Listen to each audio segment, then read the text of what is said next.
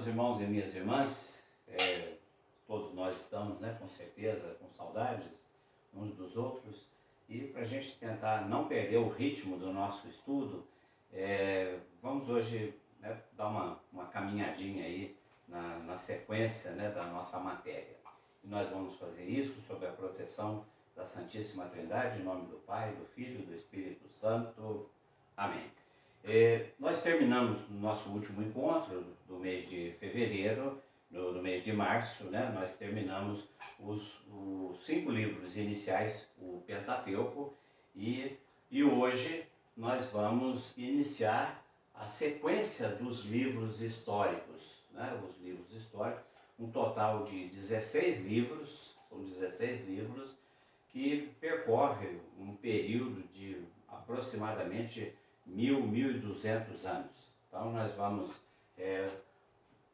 conhecer um pouco disso aí, né? Os livros históricos, eles narram a história da salvação, desde a conquista da Terra Prometida, na pessoa de Josué, aproximadamente no ano 1250 a.C., século 13 a.C. Moisés chega com o povo nas margens do Rio Jordão, não entra na Terra Prometida. Quem comanda a invasão, né, a tomada de posse, é Josué, o seu substituto. Então, essa história começa nesse período e essa narrativa dos 16 livros históricos vai até o século II a.C., o ano 135 a.C., com a história bonita, né, com a epopeia, a saga dos irmãos Macabeus.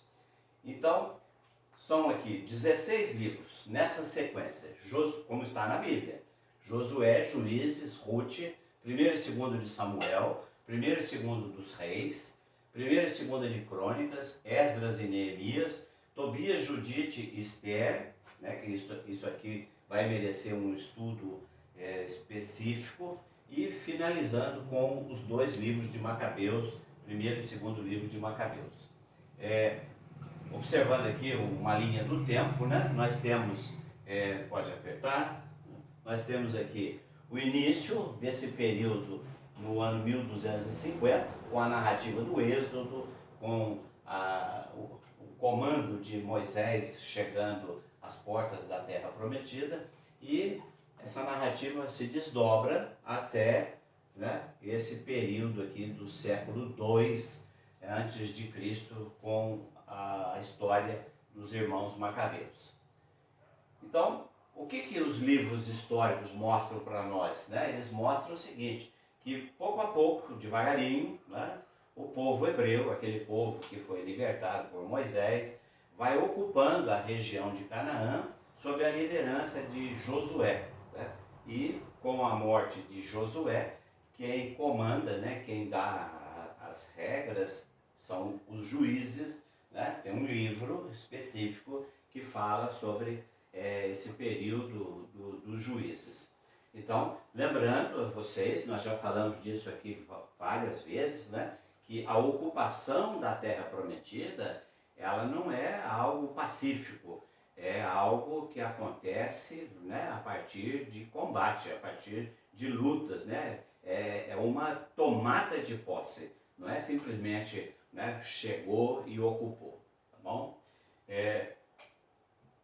Então, um mapinha aqui, né, talvez não esteja muito visível, mas eu vou delinear para vocês aqui. Essa porção toda aqui, por onde eu estou delimitando, é Canaã, né? Como nós já vimos na nossa primeira aula, os diversos nomes para a Terra Prometida: Retenu, Canaã, Terra Prometida, Israel e assim por diante, né? Sucessivamente, vários nomes dentro daquilo que estava acontecendo em cada período. Então, esse espaço geográfico aqui, chamado, né, de Canaã, aqui está escrito Cananeus, né? Um território ocupado pelos cananeus, o território de Canaã. Esse território estava ali desde a sua origem, sob a ocupação dos cananeus, e Deus vai entregar essa terra ao seu povo a partir da conquista. É a conquista da Terra Prometida que o livro de Josué, o primeiro livro da sequência dos livros históricos, ele mostra para nós. Então, é o que nós vamos ver. Pode avançar?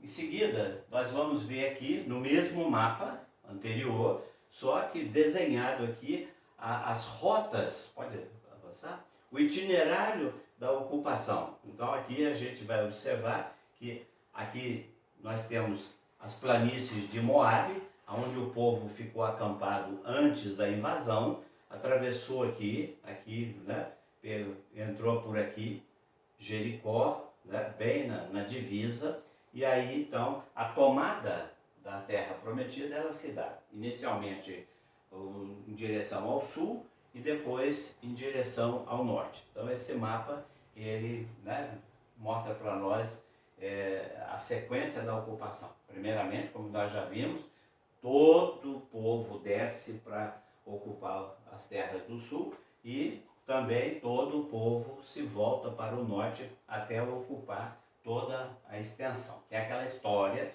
daquelas 2,5 tribos que queriam ficar quietinho aqui, né? E Josué diz para ele, negativo, tem que ir ajudar a gente. Pode avançar?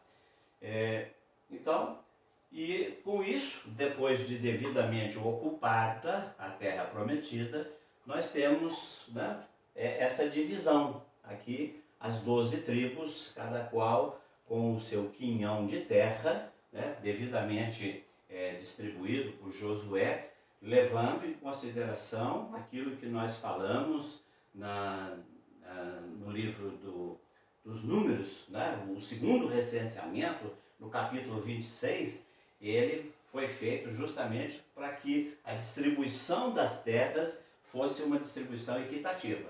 Tribo com maior número de membros, terra mais abundante. Tribo menor, território menor. A equidade. Então aqui nós temos, né, vocês podem encontrar isso, entra na internet, mapas, né, da ocupação da terra prometida, e aí vocês vão observar as 12 tribos assentadas nesse território. A tribo de Simeão, a tribo de Rúben, Efraim, Dan, Judá, Manassés e assim por diante. Lembrando aquela história que nós já falamos, que Levi, né, a tribo de Levi não recebe terra, eles vão ser assistidos por cada uma das tribos com as cidades levíticas, e também José, né, o filho preferido de Jacó, ele não recebe terra porque os seus 2 filhos, Efraim e Manassés, né, recebem terra em seu nome. Pode avançar? Então, os livros históricos, né, aqui mais um mapinha, né, mostrando a ocupação da terra com as 12 tribos. Busca isso, né, pega um mapinha para você ter uma visualização dessa ocupação. Então, os livros históricos vai mostrando para a gente que muito breve, né, a partir do momento em que o povo se estabelece na Terra Prometida, através de um sistema tribal, né, as 12 tribos, cada qual com o seu líder, e na liderança, né, principal, na liderança maior, né, Deus, o regime de governo, né, é um regime teocrático. Teo, Deus, Kratos, né, governo, o governo de Deus. Então Deus governa através das 12 tribos. Uma coisa importante também que nós não podemos deixar de ressaltar é que no momento em que o povo ocupa a terra prometida, né, as tribos ocupam a terra prometida, eles se caracterizam como um povo. Né? Povo uma nação. A nação é um povo que ocupa um território que é próprio, que é seu. Até então eram tribos nômades, né, caminhando pelo deserto, e agora eles têm uma porção de terra e ali eles se estabelecem como nação.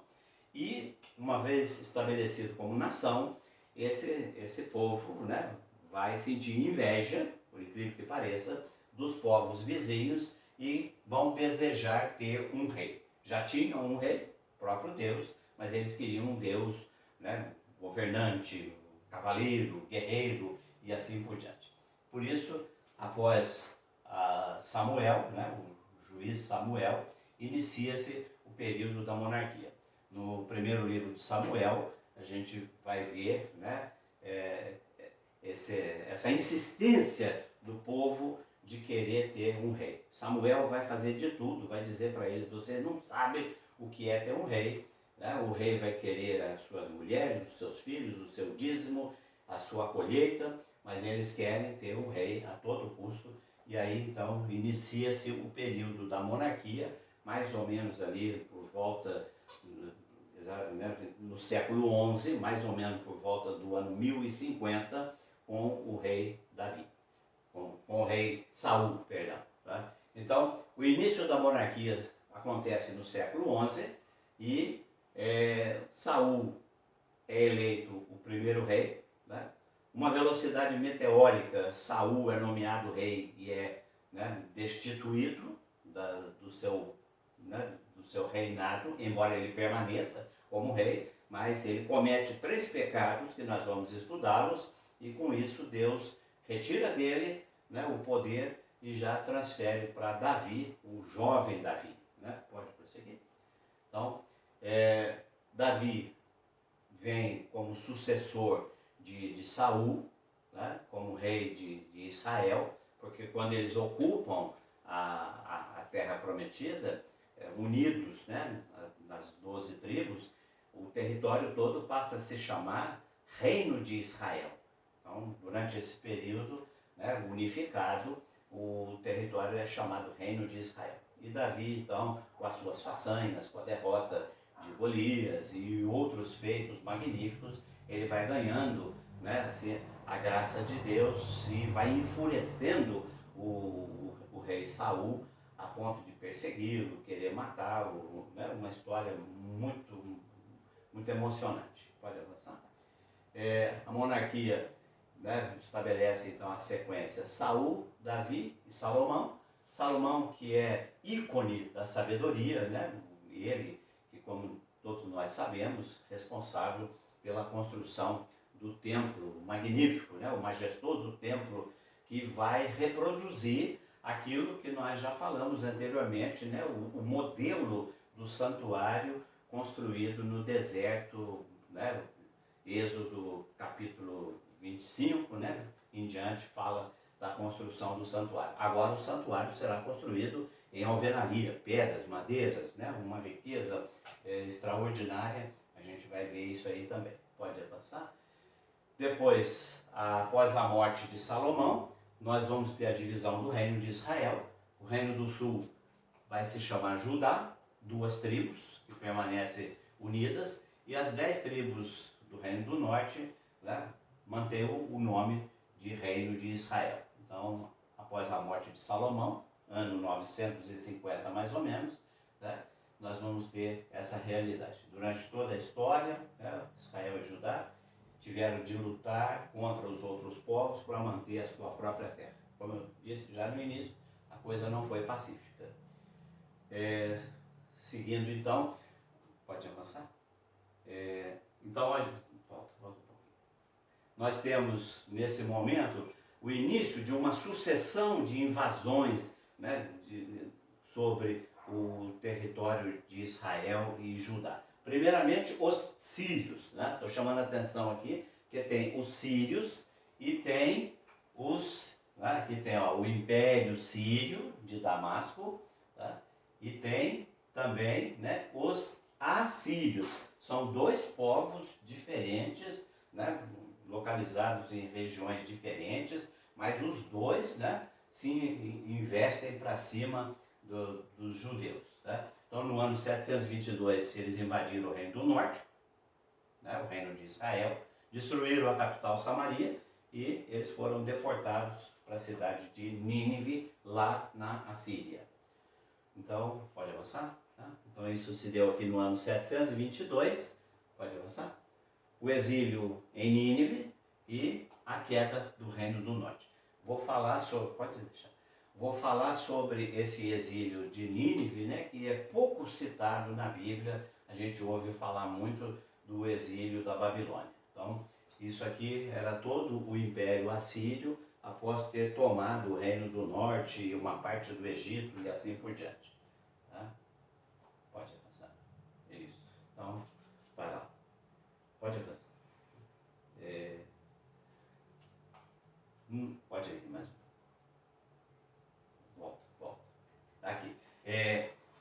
reino de Judá, né, após a queda de Israel, ficou um territóriozinho minúsculo, né, duas tribos, né, Judá e Benjamim.